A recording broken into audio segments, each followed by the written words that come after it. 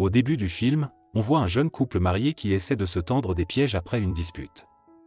Tom Lisak pousse sa femme, ce qui fait que la jeune fille tombe sur un homme qui lui déverse accidentellement du café sur la peau. Pour se venger, Sarah jette du chewing-gum dans l'épaisse chevelure de son mari. Voyant une énorme file d'attente pour un taxi, la fille demande à un Tom en colère de la raccompagner. Le gars accepte et ramène la fille chez elle. Tom jette les affaires de la fille hors de la voiture et s'en va, détruisant les parterres de fleurs au passage. Une fois à l'intérieur de la maison, Sarah pleure et son mari parvient à rejoindre le logement. Tom tente en vain de réveiller Kyle, après quoi il monte à l'étage. Sur le répondeur, le héros entend la voix d'un certain Peter, ce qui le rend furieux. Le lendemain, en venant travailler à la radio, Tom se souvient de la façon dont il a rencontré la jeune fille. Alors qu'il jouait au ballon avec ses collègues sur la plage, il l'a malencontreusement envoyée à Sarah qui passait par là. Après cela, les héros ont passé du temps ensemble au billard, se pénétrant d'une sympathie sincère. Sarah et Tom sont rapidement devenus proches, bien que le héros soit agacé par le chien de sa nouvelle petite amie. Bientôt, le couple s'installe ensemble. De retour de ses souvenirs, Tom se plaint à Fred de l'injustice et demande pourquoi les gens se marient, si cela ne fait que détruire leur amour. Le héros essaie de bien diffuser à la radio, mais ses pensées sont occupées par de nouveaux souvenirs. Le chien de Sarah gênait Tom dans sa lecture, alors il lui a lancé une balle sans regarder, ce qui a fait sauter le chien par la fenêtre et l'a fait passer sous les roues de la voiture. Le héros ment en disant que la tragédie a en fait été causée par un pigeon. Sarah le soupçonne de mentir, mais se radoucit ensuite et propose qu'ils ne se mentent jamais l'un à l'autre. Bientôt, la jeune fille décide de présenter son amant à sa très riche famille. Les proches de Sarah sont choqués par son choix, mais essaient de se comporter poliment. Un ami de la famille, Peter, déplore en plaisantant qu'une telle fille lui ait manqué, et souhaite bonne chance à Tom. Le soir, Madame Msenieri parle à sa fille et lui dit qu'elle est choquée par ses fiançailles si précoces.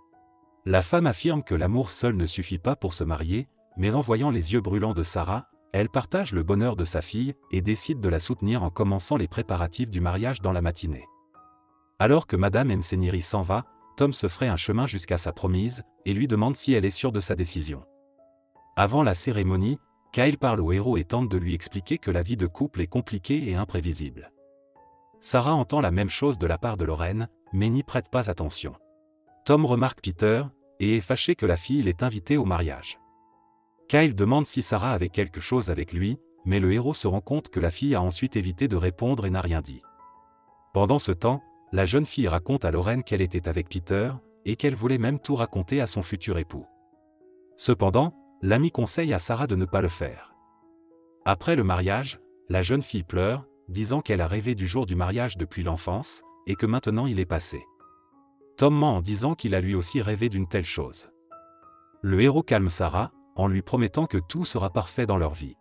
Avant d'aller se coucher, Tom embrasse doucement la jeune fille et s'allonge à côté d'elle. Le lendemain, le héros se rend compte qu'ils ont trop dormi le lendemain matin et que le départ de l'avion est déjà proche. Tom réveille sa bien-aimée, et il se cogne accidentellement le nez, mais embarque tout de même pour le voyage de noces. Sarah propose au petit ami de s'amuser dans les toilettes, où il se coince le pied. L'hôtesse de l'air entend le bruit et demande au couple de regagner son siège. Les héros réussissent à atteindre les Alpes, et se rendent en voiture à l'hôtel. Cependant, déjà sur la route se produit leur première querelle. Tom est contrarié, mais espère que c'était leur première et dernière dispute dans leur mariage, car ils s'aiment. Arrivé à la chambre d'hôtel, le couple fait le pitre en répétant les mots bonjour et merci. Le réceptionniste donne à Tom le cadeau que Peter leur a envoyé. Sarah est gênée et lui demande d'ignorer le cadeau. Tom apprend qu'il n'y aura pas de télévision dans la chambre et qu'il devra regarder les programmes sportifs au bar. Sarah appelle sa famille et leur raconte ses nouvelles expériences. Pendant ce temps, Tom trouve un étrange cadeau de la part de Kyle. Un ami a décidé d'offrir au jeune marié un jouet pour adultes, et le héros s'efforce de le recharger. Cependant, Sarah lui demande d'être plus prudent, car la fiche de la prise n'est pas adaptée aux prises européennes. Tom ignore les paroles de la jeune fille, à cause de quoi toute l'électricité de l'hôtel tombe en panne, et tout le village est privé d'éclairage. Le propriétaire de l'hôtel l'apprend et exige que le couple soit expulsé de la chambre, et qu'il soit indemnisé pour les dégâts. Le héros tente de négocier avec lui, mais finit par provoquer une forte querelle. Sarah est contrariée par un comportement aussi imprudent de son conjoint, mais Tom est persuadé qu'ils trouveront facilement un hôtel. Cependant, toutes les places dans les hôtels sont occupées, et le héros continue de rouler, pataugeant dans le blizzard. À un moment donné, Tom manque d'entrer en collision avec un énorme camion et, pour se sauver, fonce dans une énorme congère. Il n'y a aucun moyen de sortir de la congère, alors Sarah commence à se disputer avec son mari, disant qu'ils auraient pu dormir dans un lit chaud s'ils ne s'étaient pas disputés avec le propriétaire de l'hôtel. Tom commence à se moquer en réponse, s'excusant de ne pas être comme Peter, poli et diplomate. Cependant, les deux se réconcilient bientôt et s'endorment ensemble. Au matin, Tom ouvre la fenêtre et, grâce à elle, sort à la surface. Le héros embrasse Sarah, et se réjouit de la liberté, ainsi que de la beauté de la vue. Soudain, Tom aperçoit une voiture et lance une boule de neige pour que le conducteur s'arrête. Mais au lieu de cela, le conducteur fonce sur la voiture de Tom et la pousse du haut de la falaise. Sarah appelle une dépanneuse pour la voiture en ruine, et propose à son conjoint de se rendre à Venise quelques jours plus tôt, car il est extrêmement difficile de trouver un hôtel. Cependant, Tom argumente car il n'a plus d'argent après avoir payé l'amende. Sarah propose d'emprunter un peu d'argent à son père, mais cette idée contrarie le héros, qui ne veut pas se sentir obligé. Tom propose de séjourner dans une maison d'hôte bon marché, et au final, les rêves de lune de miel de sa femme s'envolent. Enfin, le couple arrive à Venise. Tom espère que leur nouveau logement ne sera pas trop mal, mais la réalité ressemble à un cauchemar, peu adapté à une lune de miel. Le couple s'amuse franchement lorsque tout ce qui se trouve dans la chambre commence à s'écrouler au moindre de leurs mouvements. Dans un élan de passion, Tom traverse accidentellement un mur et tombe sur le lit d'un autre couple. La nuit, Sarah et son mari écoutent leurs voisins s'amuser comme des fous et se moquent des bruits étranges. Tom se propose de leur montrer comment procéder correctement, mais un cafard vivant lui tombe soudain dessus. Après cet incident macabre, le héros accepte tout de même d'emprunter de l'argent à Monsieur Mceniri et de séjourner dans un hôtel coûteux et présentable. L'homme parle à Tom et espère que des années plus tard, il pourra lui rembourser l'argent, compte tenu des maigres revenus qu'il tire de son travail à la radio. Le couple est sur le point d'aller se coucher, et le héros se rend compte qu'ils ne se sont pas livrés à des jeux nocturnes depuis le mariage lui-même.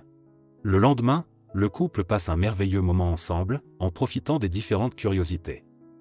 Sarah en vient à admirer l'histoire de la ville, contrairement à Tom. Puis la jeune fille propose de se séparer pour un temps. Le héros se rend dans un bar pour regarder un match de sport, et elle-même va considérer les tableaux et autres œuvres d'art. En marchant dans les rues de la ville, Sarah aperçoit soudain Peter, en train de s'enregistrer dans leur hôtel. Une fille discute avec son ex-amant, mais refuse le dîner, lui rappelant qu'elle est en lune de miel. Peter ne s'énerve pas trop et s'en va, car il a beaucoup de travail.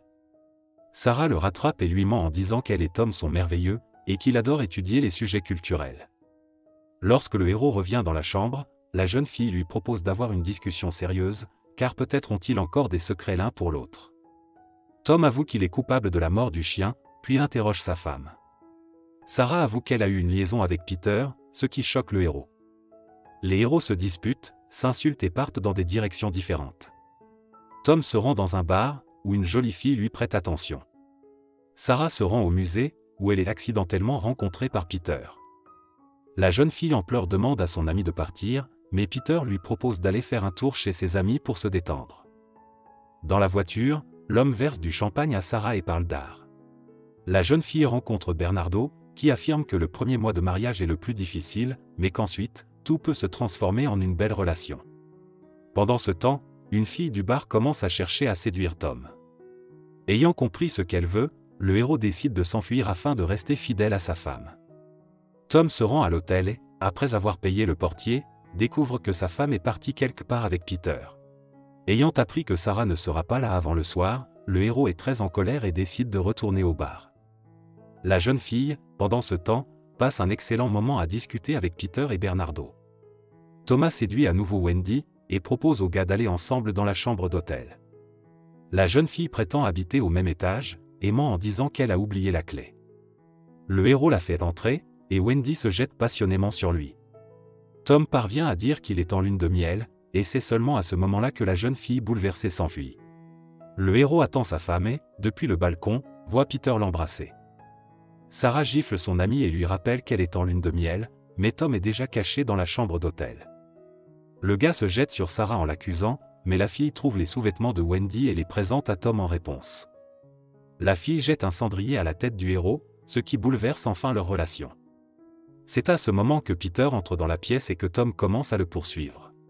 Le héros brise accidentellement la vitre d'une voiture de police et, par conséquent, se retrouve avec Sarah derrière les barreaux. Tom pense que les autres avaient raison de dire que l'amour ne suffit pas pour se marier. Peter paie la caution du couple, qui décide de quitter Venise, coupant court à leur lune de miel malheureuse. L'action revient au présent. Kyle dit que Sarah a pris ses affaires et a laissé à son petit ami un album de photos d'eux ensemble. Tom décide de parler à son père. Le héros s'inquiète de s'être précipité dans le mariage et d'avoir ainsi tout gâché. Le père calme son fils en lui disant que tout le monde a des jours difficiles, mais qu'ils sont mélangés à quelque chose de léger et de bon. L'homme est sûr que Sarah aime Tom, et que ses sentiments sont réciproques, il faut juste trouver la force d'admettre ses erreurs.